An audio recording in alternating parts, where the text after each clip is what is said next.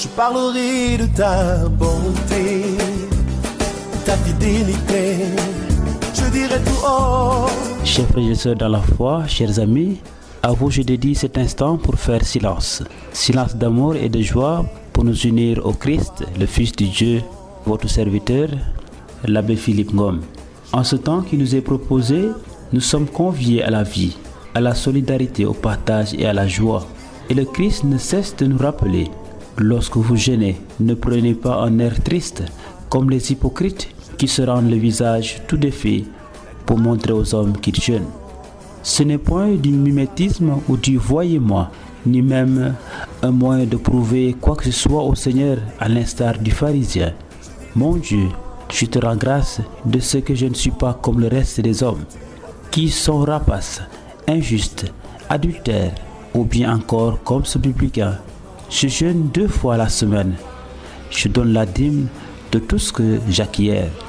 De fait, les chrétiens jeûnent en vue de chercher les nourritures célestes, parce que l'homme ne vit pas seulement de pain, mais de toute parole qui sort de la bouche de Dieu. Corps et âme ont faim et soif de Dieu et veulent se soumettre à sa volonté. C'est un chemin vers Dieu pour être plus disponible à lui et à son prochain. Comme tout moyen spirituel, c'est pour aimer davantage qu'on se prive de quelque chose. On renonce non pas pour vouloir arracher à Dieu quelque chose, mais pour le chercher et unir notre volonté à la sienne. Aussi comme nous le voyons dans la Bible, il y a diverses raisons pour jeûner. S'humilier comme Daniel, mener le deuil, se repentir, s'engager sérieusement, se préparer à un ministère, s'apprêter à écouter Dieu pour discerner sa volonté. Chers amis, dans ce cheminement spirituel, une question nous est souvent posée à nos pasteurs. À quelle heure doit commencer le jeûne? À quelle heure doit-on arrêter ou couper tel que nous l'avons emprunté? Le jeûne, c'est le hud ou le ndogo. Chers amis, d'emblée sachez que le chrétien jeûne à l'imitation de Jésus dans le désert, uni à lui. Ainsi donc, on ne jeûne pas pour se faire voir et approuver. Votre Père qui est dans le secret vous le rendra, nous dit le Christ. C'est une arme spirituelle pour éviter le péché et tout ce qui conduit au péché, nous dira le pape Benoît XVI. Il nous aide à nous débarrasser de tout ce qui nous entrave dans notre course vers Dieu, de tous les attachements désordonnés. Le jeûne chrétien, comme le stipule le mandement de Carême, est une privation de nourriture ou d'autres biens matériels qu'on ne récupère pas. Cela me permet de nous rappeler tous qu'on jeûne en réalité pour être en solidarité avec les nécessiteux. Ce qui n'est pas consommé est donné au profit de ceux qui en ont besoin, proches ou lointains. C'est une invitation au partage et non à l'économie. Une invitation à s'unir à la caritas et même d'être le cœur de la caritas ou de la charité.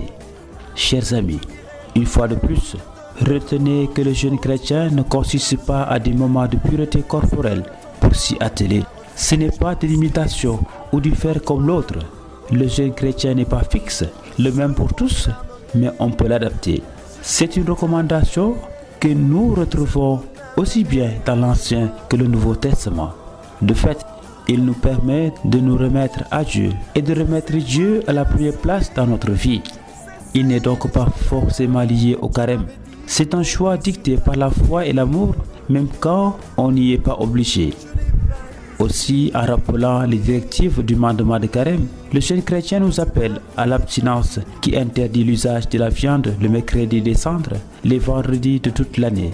Il consiste à ne faire qu'un repas dans la journée, au choix. On peut prendre une légère nourriture à la place des repas supprimés.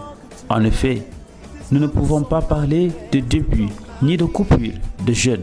Le jeûne est véritablement une arme qui est à notre disposition dans notre armure de soldat, parce que notre vie chrétienne est une vie de combattant.